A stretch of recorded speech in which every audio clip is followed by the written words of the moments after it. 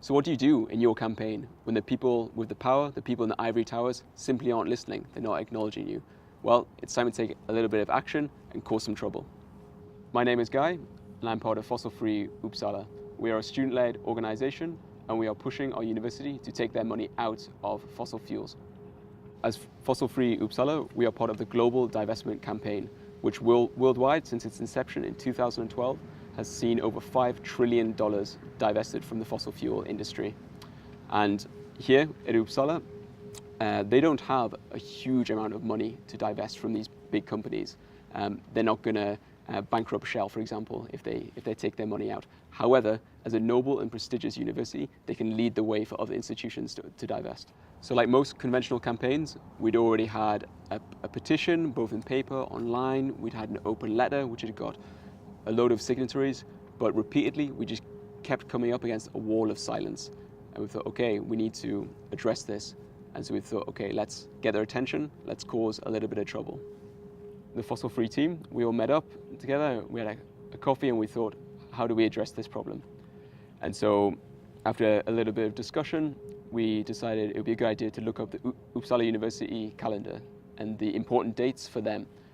And this is when we found the commencement ceremony, which is one of the biggest dates in the university calendar, where they welcome all the new PhD students to the university, and they would give out like honorary doctorates to some like really big names, and there would be a lot of public attention, and it was a really prestigious day for the university. And we thought this would be the ideal situation for us to target.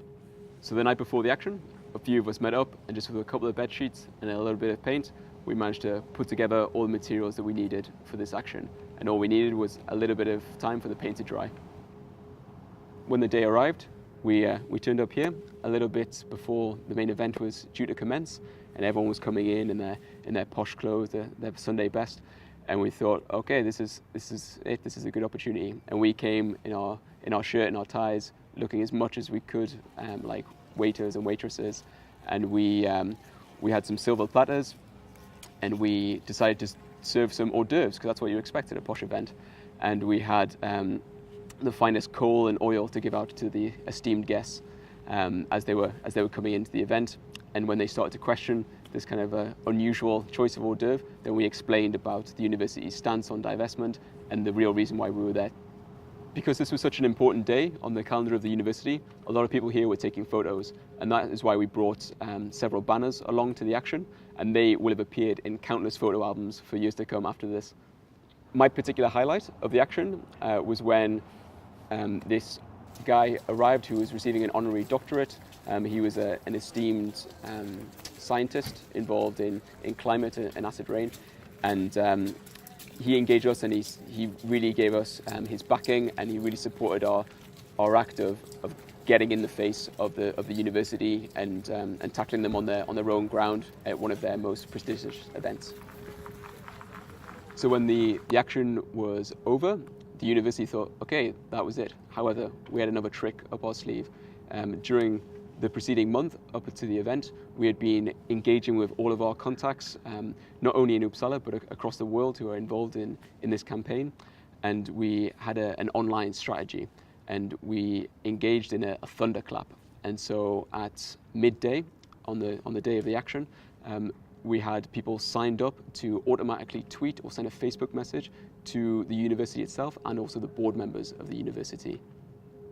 When the thunderclap went live, over 100 tweets and Facebook messages got sent instantaneously to the university and also the board members who are making the decisions on this stance on divestment.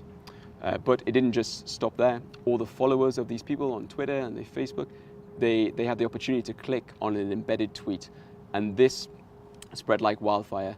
And across the period of the day and the following day, over 3,000 tweets hit the Twitter accounts of the university. Now, this may not sound much in the grand scheme of things on a global level, but for little old Uppsala, this was kind of a big deal.